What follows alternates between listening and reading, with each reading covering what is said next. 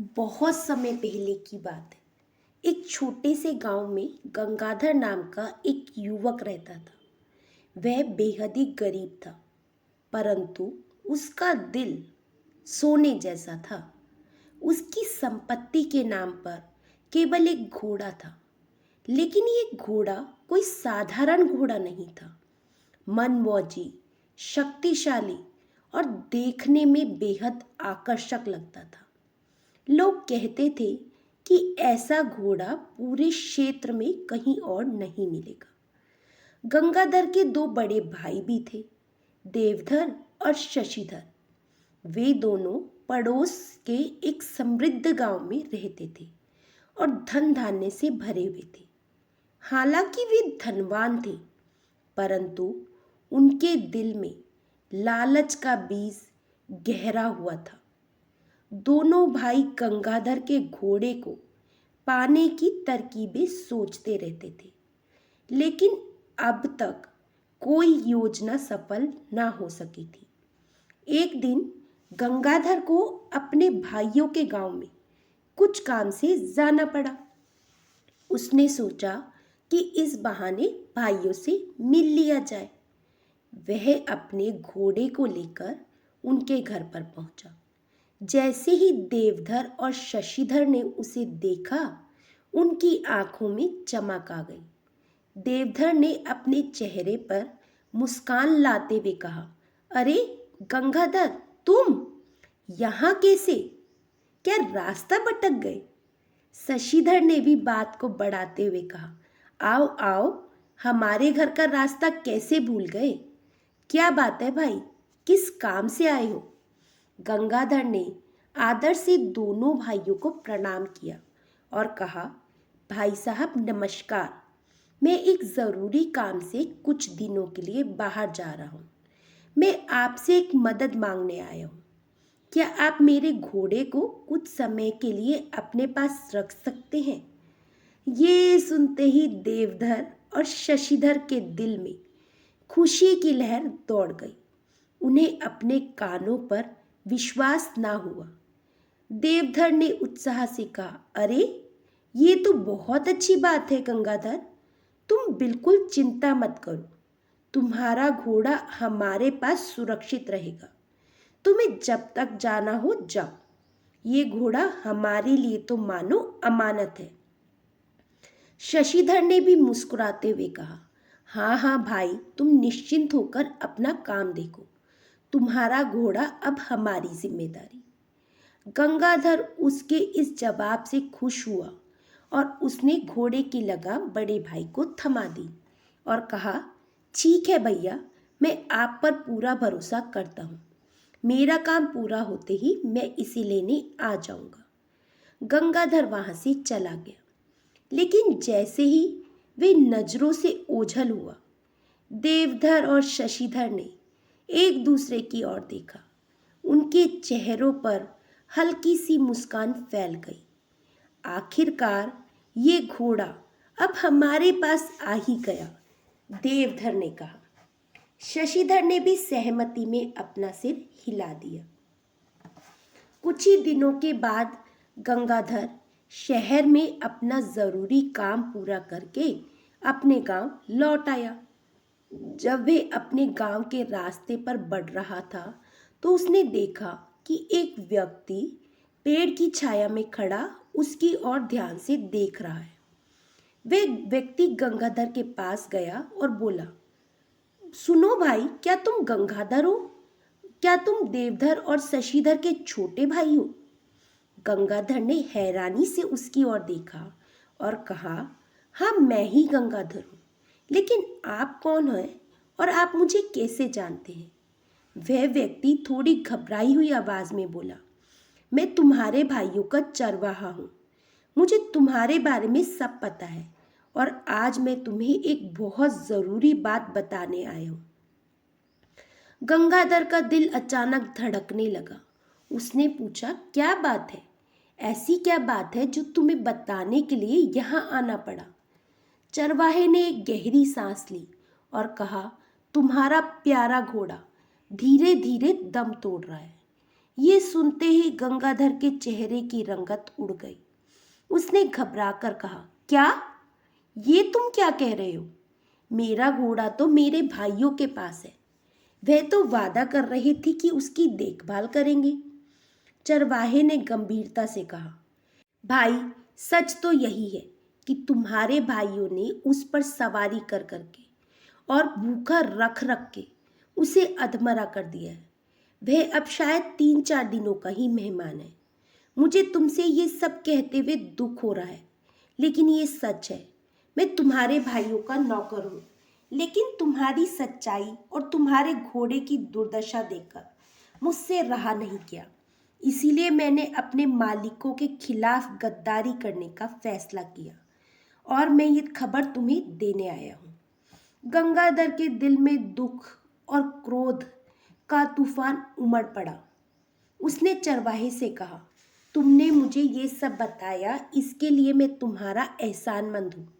लेकिन अगर मेरे भाइयों को पता चल गया कि तुमने मुझे ये सब बताया है तो वे तुम्हें सजा देंगे। चरवाहे ने फौरन जवाब दिया, यही तो बात है भाई। अगर वे पूछे कि तुम्हें ये सब किसने बताया तो तुम मेरा नाम मत लेना। बस कह देना कि तुम दूरदर्शी हो। तुम्हें दुनिया में होने वाली हर घटना का पता चल जाता है। ये झूठ तुम्हें और मुझे दोनों को बचा लेगा। इतना कहकर चरवाहा ने गंगाधर के कंधे पर हाथ रखा और कहा, अब मैं चलता हूँ, लेकिन जो कुछ मैंने कहा है उस पर ध्यान देना। हो सके तो अपने घोड़े को बचाने की कोशिश करना। चरवाहा चला गया, लेकिन गंगाधर वहीं खड़ा हो गया। उसका दिल दर्द और गुस्से से भरा हुआ था। अपने प्यारे घोड़े की दुर्दशा का विचार उसे भीतर से झकझोर रहा था। वह आंसुओं को रोक नहीं पाया और फूट फूट कर रोते हुए तुरंत अपने भाइयों के घर की ओर चल पड़ा। उसका हर कदम उसकी पीड़ा और आक्रोश को दर्शाता था। जैसे ही वह अपने भाइयों के घर पर पहुंचा, उसकी आंखें लाल और चेहरा क्रोध से तप रहा था। दोनों भाई देवधर और शशिधर, जो अभी अभी किसी योजना पर चर्चा कर रहे थे, उसे देखकर चौंक गए। देवधर ने हंसते हुए पूछा, अरे गंगाधर, अचानक कैसे आना हुआ? क्या घोड़े की याद आई? लेकिन इस बार गंगाधर शांत नहीं था। उसने तीखे स्वर में कहा, भाइयों, मैंने आपका क्या बिगाड़ा था? मैंने आप पर भरोसा किया और आपने मेरे प्यारे घोड़ों को इतनी परेशान किया, उसे भूखा रखा, लगातार सवारी की, उसे अधमरा कर दिया। क्या यही आपके भाई होने का धर्म है? ये सुनकर शशिधर का चेहरा उतर गया। उसने खुद को संभालते हुए कहा, ये तुम क्या कह रहे हो गंगाधर? तुम्हें ये सब किसने बताया? गंगाधर ने अपने आंसुओं को पोंछते हुए कहा, मुझे ये सब किसी ने नहीं बतलाया। मुझे ये सब खुद दिखाई दिया। मैं दिव्यदर्शी हो गया हूँ। दोनों भाई उस पर हंसने लगे और कहने लगे, क्या तुम्हें भविष्य नजर आता है? हर सच्चाई अपनी आंखों के सामने दिखती है। वे बोला, हाँ, मुझे पता है कि मेरा घोड़ा अब कुछ ही दिनों का मेहमान है और ये सब आपकी लापरवाही और स्वार्थपने का नतीजा है। गंगाधर और उसके भाइयों के बीच बढ़ते विवाद ने गांव वालों का ध्यान खींच लिया। धीरे धीरे वहां एक बड़ी भीड़ इकट्ठी हो गई। लोग आपस में फुसफुसाना आरंभ कर दिया। गंगाधर इतने गुस्से में क्यों है और ये दोनों धनी भाई चुप क्यों खड़े हैं? किसी ने साहस जुटाकर पूछा, भाई गंगाधर, क्या बात है? आप इतने दुखी क्यों हो? आखिर किस बात पर झगड़ा हो रहा है? गंगाधर ने अपने आंसुओं को पोंछते हुए चरवाहे की कही हर बात सबके सामने दोहरा दी। उसने बताया कि कैसे उसके भाइयों ने उसके घोड़े को भूखा रखा, उस पर सवारी करके उसको अधमरा कर दिया और अब वह घोड़ा शायद कुछ ही दिनों का मेहमान है। गांव वालों ने पूरी बात सुनने के बाद आपस में चर्चा शुरू कर दी। एक बुजुर्ग ने गुस्से में कहा, ये झगड़ा तो झूठ और सच की जांच से ही सुलझ सकता है, इसमें लड़ने झगड़ने की क्या जरूरत है। दूसरे ने कहा, हाँ सही कहा, अगर गंगाधर सच बोल रहा है तो घोड़े की हालत देखकर सब कुछ स्पष्ट हो जाएगा। भीड़ में से ही एक उत्साही युवक बोला, आओ चलो, चलकर घोड़े की दशा अपनी आंखों से देखते हैं, वही सच्चाई सामने आ जाएगी कि कौन सच्चा है और कौन झूठा। लोगों ने एक स्वर में कहा, हाँ चलो, इस झगड़े का अंत होना ही चाहिए। भीड़ गंगाधर और उसके भाइयों को साथ लेकर देवधर और शशिधर के शिवालय के घर की ओर बढ़ गई। दोनों भाई भीतर ही भीतर डर से कांप रहे थे, लेकिन अपनी झूठी हंसी के पीछे अपना भय छिपाने की कोशिश कर रहे थे। जब सब लोग अस्तबल में पहुंचे तो दृश्य देखकर हर कोई सन रह गया। गंगाधर का घोड़ा वहां अपनी जगह पर खड़ा हुआ था, लेकिन उसकी हालत दयनीय थी। उसकी हड्डियां अस्पष्ट दिखाई दे रही थी, आंखों में थकान और शरीर में कमजोरी थी। वह मुश्किल से सांस ले पा रहा था। भीड़ में से ही एक महिला ने दुख भरे स्वर में कहा, ये घोड़ा तो मुझे मौत के दरवाजे पर खड़ा नजर आता है। गंगाधर की बात बिल्कुल सही थी। एक अन्य व्यक्ति गुस्से में बोला, इन दोनों भाइयों ने न केवल अपने छोटे भाई के भरोसे को तोड़ा, बल्कि इस बेजुबान प्राणी को भी यातना दी। यह कृत्य अक्षम्य है। इन्हें इस कर्म की सजा मिलनी चाहिए, वो भी सख्त से सख्त। भीड़ में से आवाजें उठने लगी, हाँ इन्हें सजा मिलनी चाहिए, ऐसे लोगों को सबक सिखाना जरूरी है। गंगाधर चुप खड़ा था। उसकी आंखों में अपने घोड़े के लिए आंसू थे, लेकिन उसके भाइयों के लिए कोई गुस्सा नहीं। उसने धीरे से कहा, मैंने आप पर भरोसा किया था भाइयों, आपने मेरा भरोसा तोड़ा, लेकिन जो आपने इस घोड़े के साथ किया वे माफ करने के योग्य नहीं है। गांव वालों का आक्रोश बढ़ता ही जा रहा था। देवधर और शशिधर को अब एहसास हो चुका था कि उनका झूठ पूरे तरीके से उजागर हो चुका है।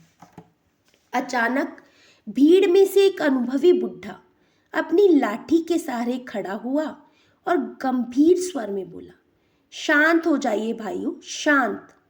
इस झगड़े को चिल्लाने और गुस्से से नहीं सुलझाया जा सकता। हम सोच समझकर ऐसा समाधान निकालेंगे जो गंगाधर के नुकसान की भरपाई भी करे और इन दोनों स्वार्थी भाइयों को ऐसा सबक भी सिखाए जिससे वे जीवन भर याद रखें। लोगों ने बुढ़े की बात से सहमति जताई और बोले, हाँ बाबा, आप ही बतलाइए, आपके पास कोई उपाय है तो हम जरूर मानेंगे। बुढ़े ने अपनी आंखों में से गंभीरता लाते हुए कहा, मेरी राय ये है कि दोनों भाइयों से गंगा को 2 बढ़िया मजबूत घोड़े दिलवाए जाए। ये सुनते ही देवधर और शशिधर के चेहरे का रंग उड़ गया। ऐसा लगा जैसे उनके पैरों तले जमीन खिसक गई हो। देवधर गुस्से और हैरानी में चिल्लाया, ये तो सरासर अन्याय है।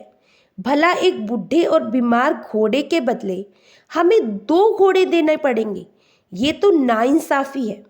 शशिधर ने भी अपनी आवाज ऊंची करते हुए कहा, हाँ ये कहाँ का न्याय है, ये तो हमारे साथ जबरदस्ती हो रही है।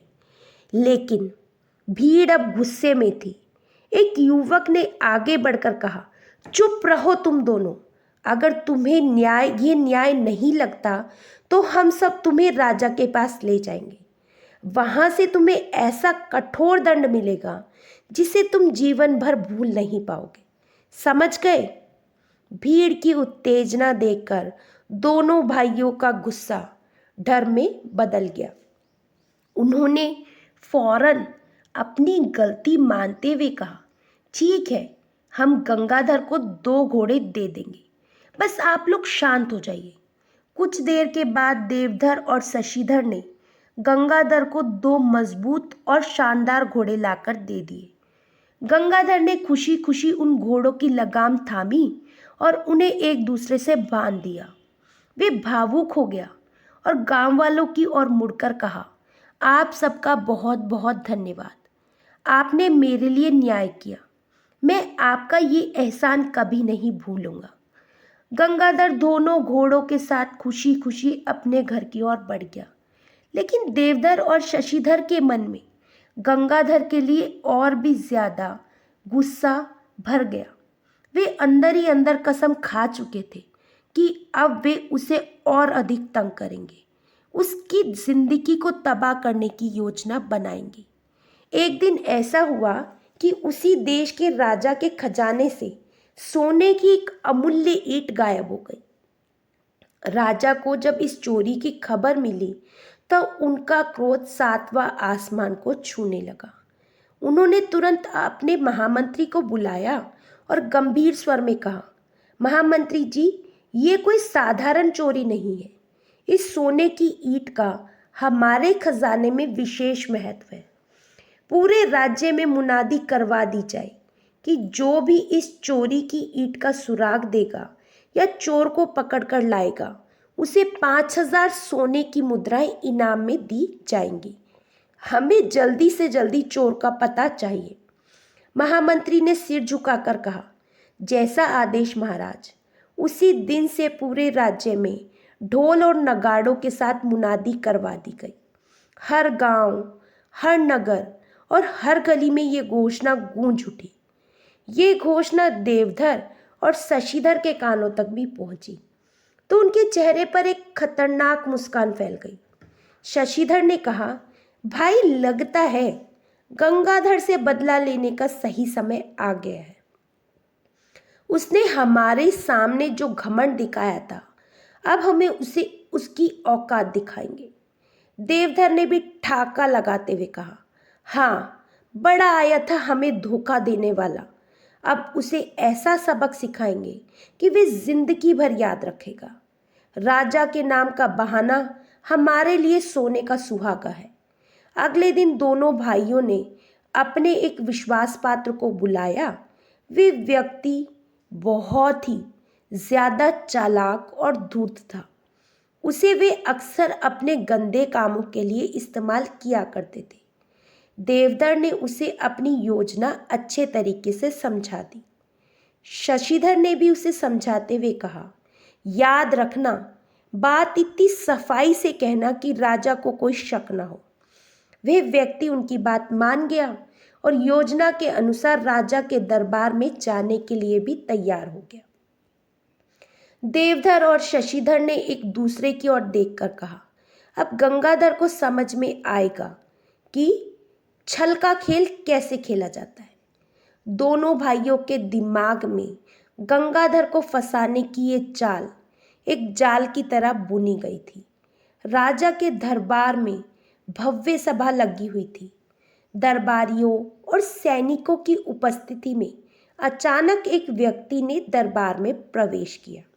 उसने राजा को प्रणाम करते हुए ऊंचे स्वर में कहा, महाराज की जय हो। राजा ने गंभीरता से उसकी ओर देखा और पूछा, कहो, क्या समाचार लाए हो? क्या तुम्हारे पास हमारी चोरी हुई सोने की ईंटों के बारे में कोई जानकारी है? वह व्यक्ति सिर झुकाते हुए बोला, महाराज, मैं आपको एक ऐसे व्यक्ति के बारे में बताने आया हूँ जो आपकी चोरी हुई ईंटों के बारे में सब कुछ जानता है और चोर को पकड़वाने में भी आपकी मदद कर सकता है। राजा के चेहरे पर उत्सुकता झलक गई। उन्होंने कहा, कौन है वह व्यक्ति? जल्दी से उसका नाम बताओ। वह व्यक्ति थोड़ी देर तक नाटक करते हुए बोला, महाराज, वह व्यक्ति हमारे ही गांव का है। उसका नाम गंगाधर है। वह अपने आप को दिव्यदर्शी कहता है। मैंने उसे अपनी आंखों से दम भरते हुए सुना है कि वे किसी भी चोरी का रहस्य सुलझा सकता है। उसने मेरे मित्र के सामने ये दावा किया था। राजा ने गंभीरता से महामंत्री की ओर देखा और आदेश दिया, महामंत्री जी, तुरंत सैनिकों को भेजिए और गंगाधर को हमारे दरबार में हाजिर करवाइए। हमें देखना है कि वे सचमुच कितना बड़ा दिव्यदर्शी है। महामंत्री ने सिर झुकाकर कहा, जो आज्ञा महाराज। और फिर तुरंत सैनिकों को बुलाकर गंगाधर को लाने का आदेश दे दिया गया। वे व्यक्ति चुपचाप राजा के सामने खड़ा था, मन ही मन खुश होकर सोच रहा था, अब गंगाधर को मेरी बातों के जाल से कोई नहीं बचा सकता। मैंने देवधर और शशिधर का काम आसान कर दिया है। अब देखना है, अब देखता हूँ वह खुद को दिव्यदर्शी कहकर राजा के सवालों से कैसे बचता है। इधर राजा के आदेश पर सैनिक गंगाधर के गांव की ओर रवाना हो गए। दरबार में सन्नाटा था, लेकिन सबकी आंखों में उत्सुकता थी। रात के घने अंधेरे में जब हर घर शांत था और गांव में सिर्फ हवाओं की सरसराहट गूंज रही थी, तभी अचानक गंगाधर के घर पर सैनिकों का दलदल धमका। उनको देखकर गंगाधर चौंक गया। उसमें से एक सैनिक ने पूछा, क्या तुम्हारा ही नाम गंगाधर है? गंगाधर ने डरते हुए उत्तर दिया, हाँ मेरा ही नाम गंगाधर है, लेकिन आप लोग कौन हैं और मुझे क्यों बुला रहे हैं? सैनिकों में से एक ने कड़ा आदेश दिया, जल्दी चलो, महाराज ने तुम्हें अभी इसी समय दरबार में बुलाया है। बिना किसी बहाने के तुम्हें अभी इसी वक्त हमारे साथ चलना होगा। गंगाधर के दिल की धड़कनें तेज हो गई। वह पूरी तरीके से घबराया हुआ था और समझ नहीं पा रहा था कि आखिर उसे दरबार में क्यों बुलाया गया है। लेकिन सैनिकों का दबाव था। वह बिना किसी सवाल के उनके साथ चल पड़ा। डरते डरते वह महाराज के दरबार में पहुंचा। दरबार में आते ही उसने महाराज और अन्य दरबारियों को सलाम किया। महाराज की जय हो, महाराज की जय हो। राजा की ओर से उसकी ओर दिव्य दृष्टि थी। राजा ने उसे घूरते हुए कहा, गंगाधर, हमने सुना है कि तुम खुद को दिव्यदर्शी कहते हो, क्या ये सच है? गंगाधर डर गया, लेकिन उसने हिम्मत जुटाते हुए कहा, जी महाराज, मैंने ऐसा कुछ नहीं कहा, बस कुछ लोग मजाक करते रहते हैं। राजा ने गंगाधर की बातों को नज़रअंदाज करते हुए कहा, लेकिन हमें यह सत्यापित करना है कि जो कुछ हमने तुम्हारे बारे में सुना है वे सच है या नहीं। तुम कल सुबह तक हमारी चोरी की गई अमूल्य सोने की ईंटों को खोजकर हमें वापस ला सकते हो या नहीं? गंगाधर चुप हो गया। राजा की ये बात उसके मन में एक हलचल पैदा कर गई। राजा ने आगे कहा, अगर तुम हमारी सोने की ईंट खोज कर ला दो तो हम तुम्हें इनाम देंगे। 5,000 सोने की मोहरें, जवाहरात और बहुमूल्य वस्तुएं भी देंगे। लेकिन अगर तुम उसे नहीं ढूंढ पाए तो कान खोलकर सुन लो, तुम्हें फांसी की सजा भी दे दी जाएगी। गंगाधर को तुरंत इस बात का एहसास हो गया कि सारी साजिश उसके बड़े भाइयों की है। उसकी आंखों में एक पल के लिए क्रोध की चिंगारी चमकी, लेकिन अगले ही क्षण उसने चेहरे पर एक शांत मुखौटा ओढ़ लिया। आखिरकार उन्होंने मुझे फंसा ही दिया, उसने मन ही मन सोचा। ठीक है, अब इस खेल को मैं अपनी शतरंज की चालों से खेलूंगा, लेकिन अभी दिव्यदर्शी बने रहना ही बुद्धिमानी होगी। अगर महाराज को जरा भी शंका हुई तो मेरा अंत निश्चित है। गंगाधर ने गहरी सांस ली और अपनी बात को संभालते हुए कहा, महाराज, आपकी आज्ञा का पालन करना तो मेरा परम कर्तव्य है। मैं कैसे आपकी इच्छा की अवहेलना कर सकता हूँ? लेकिन ये कार्य अत्यंत जटिल है। इसके लिए मुझे पूरी रात ध्यान और मंत्र साधना करनी होगी। कृपया महल के बाहर मेरे लिए एक तंबू लगवा दीजिए ताकि मैं अकेले में साधना कर सकूं। यदि भगवान ने चाहा तो सुबह तक सोने की ईंट आपके हाथों में होगी। महाराज ने गंगाधर की बात को गंभीरता से सुना और फिर अपने महामंत्री के मुखाबिक होकर बोले, महामंत्री जी, जैसा ये कह रहे हैं वैसा ही किया जाए। गंगाधर को वे सभी साधन उपलब्ध कराए जाए जिनकी इन्हें आवश्यकता है। महामंत्री ने तुरंत सिर झुकाया और आदेश का पालन करने के लिए महल के सेवकों को निर्देश दे दिया।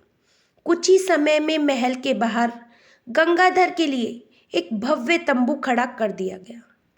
तंबू के भीतर सुगंधित धूप जल रही थी और चारों ओर शांति का वातावरण बनाया गया। गंगाधर ने तंबू में प्रवेश किया और अंदर से बंद कर लिया।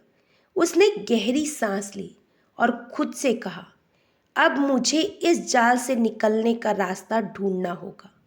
यदि मैं सही तरीके से सोचूं और धैर्य से काम लूं, तो ना केवल मैं खुद को बचा लूंगा, बल्कि अपने भाइयों को भी सबक सिखा सकूंगा।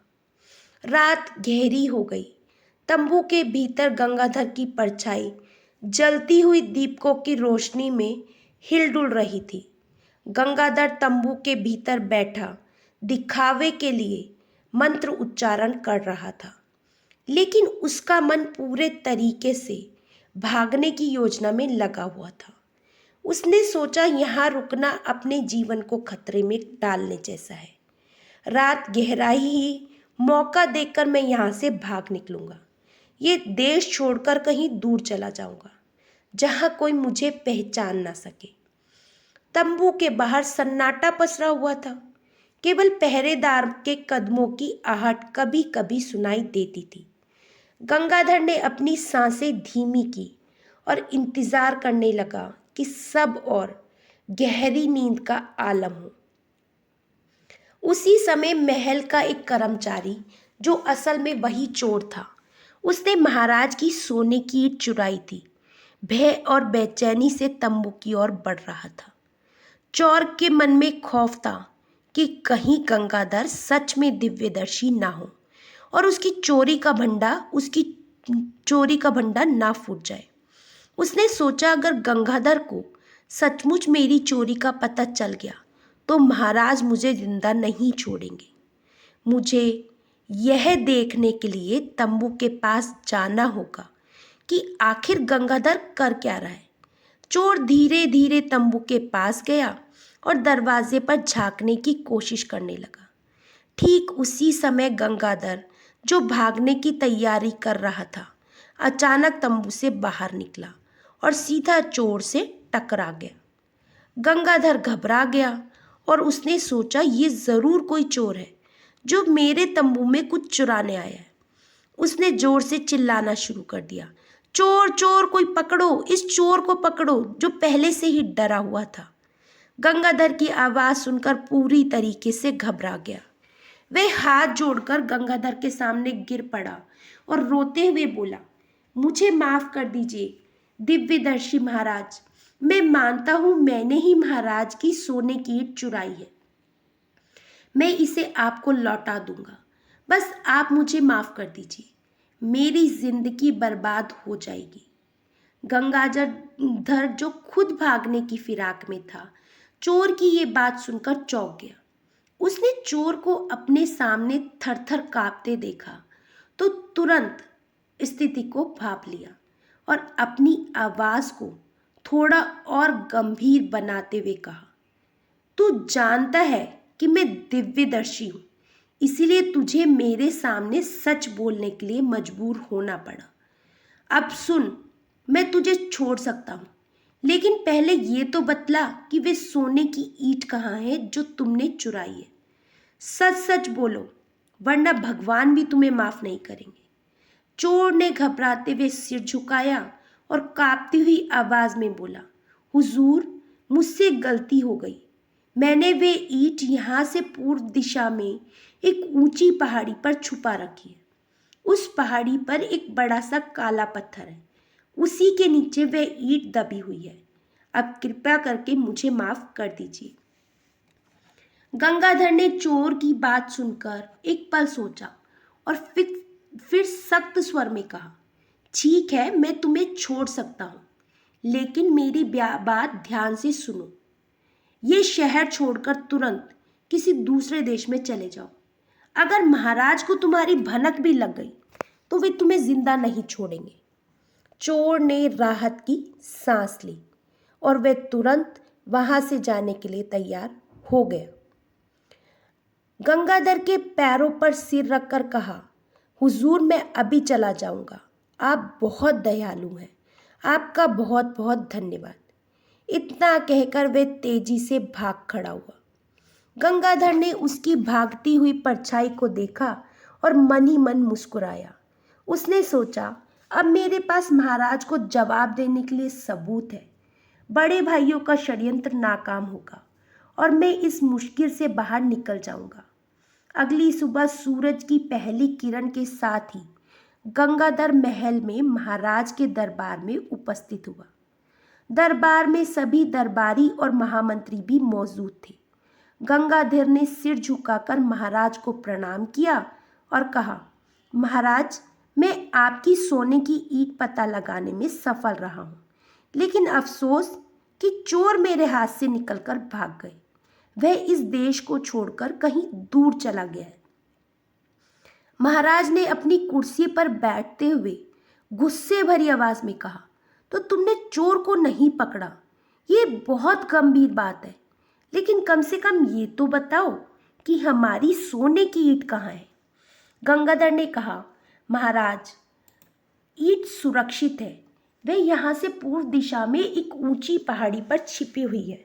उस पहाड़ी पर एक बड़ा काला पत्थर है और उसी पत्थर के नीचे वह ईंट दबी पड़ी है। आप चाहें तो तुरंत अपने सैनिकों को भेजकर इसकी जांच करवा सकते हैं। महाराज ने गंगाधर की बात सुनकर गहरी आवाज में महामंत्री को आदेश दिया, महामंत्री जी तुरंत गंगाधर के साथ उस पहाड़ी पर जाकर उस स्थान की जांच करवाओ। अगर गंगाधर की बात सही निकली तो उसे इनाम मिलेगा और अगर झूठ निकली तो उसका अंजाम इसको भुगतना पड़ेगा। महामंत्री ने सिर झुकाकर आज्ञा स्वीकार की। कुछ ही देर में वे गंगाधर और सैनिकों के साथ महल से रवाना हुए। जाने वाले रास्ते पर घने जंगल, ऊंचे पेड़ और चिड़ियों की चहचहाट का माहौल था। सभी के दिलों में एक ही सवाल था, क्या सच में वहां पर ईंट मिलेगी? गंगाधर और उसके साथ गए महाराज के सैनिक धीरे धीरे चढ़ाई कर रहे थे। जब वे आखिरकार उस बड़े काले पत्थर के पास पहुंचे तो महामंत्री ने सैनिकों को पत्थर हटाने का आदेश दिया। सैनिकों ने पूरी ताकत से पत्थर हटाया। जैसे ही पत्थर एक हुआ, सभी की आंखें चमक उठी। वहां सचमुच सोने की ईंट रखी हुई थी। ईंट की चमक इतनी तेज थी कि लगता था मानो सूरज की सारी किरण उसमें समा गई हो। महामंत्री ने ईंट को हाथ में उठाया और गंगाधर की ओर देखा। उसकी नजरों में हैरानी और प्रशंसा थी। उन्होंने गंगाधर से कहा, गंगाधर तुम्हारी बात सच साबित हुई। महाराज को ये सुनकर बहुत ही प्रसन्नता होगी। जब वे सब महल में लौटे तब महाराज दरबार में अपने सिंहासन पर विराजमान थे। जैसे ही महामंत्री और सैनिक सोने की ईंट लेकर दरबार में पहुंचे, पूरा दरबार तालियों और प्रसन्नता की आवाज़ों से गूंज उठा। महाराज ने गंगाधर की ओर देखा और हंसते हुए बोले, वाह गंगाधर, तुमने तो कमाल कर दिया। जिस काम को हमने असंभव समझा तुमने उसे संभव कर दिखलाया। महाराज ने गंगाधर की प्रशंसा करते हुए कहा, तुमने न केवल हमारी ईंट वापस की बल्कि हमारी उम्मीदों को भी नई रोशनी दी। तुम्हारी चतुराई और ईमानदारी के लिए हम तुम्हें 5000 सोने की मुहरें इनाम में देते हैं। साथ ही ये हीरे और जवाहरात भी तुम्हारे लिए हैं। अब तुम न केवल हमारे लिए विश्वास पात्र हो बल्कि हमारे राज्य के रत्न भी हो। गंगाधर ने सिर झुकाकर इनाम स्वीकार किया। उसकी आंखों में कृतज्ञता और मन में संतोष था। उसे महसूस हुआ कि उसकी बुद्धिमत्ता और धैर्य ने उसे न केवल एक बड़ी मुसीबत से बचाया बल्कि उसे राजा का प्रिय बना दिया। दूसरी ओर गंगाधर के बड़े भाई, जो ये सब सोचकर प्रसन्न हो रहे थे कि गंगाधर की साजिश विफल हो जाएगी। ये सब जानकर वे दंग हो गए। सजा की बजाय गंगाधर को राजा से इतना सारा धन और सम्मान मिला। ये जानकर दोनों भाइयों के चेहरे पर क्रोध और जलन का भाव साफ झलक गया। वे एक दूसरे को देखते हुए बुदबुदाने लगे, ये कैसे हो गया? हमने तो इसे फंसाने की कोशिश की थी। हमारा खेल कैसे पलट गया? इधर गंगाधर अपनी नई जिंदगी का आनंद ले रहा था। अब गंगाधर का जीवन पूरी तरीके से बदल चुका था। उसके पास धन, सम्मान और सुख सुविधाओं की कोई कमी नहीं थी। महल में गंगाधर की लोकप्रियता बढ़ती गई और उसके दिन आनंद और सफलता के साथ बीतने लगे। आशा करती हूँ दोस्तों आपको ये कहानी अच्छी लगी होगी। कहानी अच्छी लगी हो तो चैनल को सब्सक्राइब कर लीजिए और like, share, comment and forward करना बिल्कुल ना भूलिएगा। फिर मिलेंगे दोस्तों एक नई कहानी और नए विचार के साथ। तब तक हंसते रहिए, मुस्कुराते रहिए, स्वास्थ्य का ध्यान रखिएगा। जय श्री कृष्ण।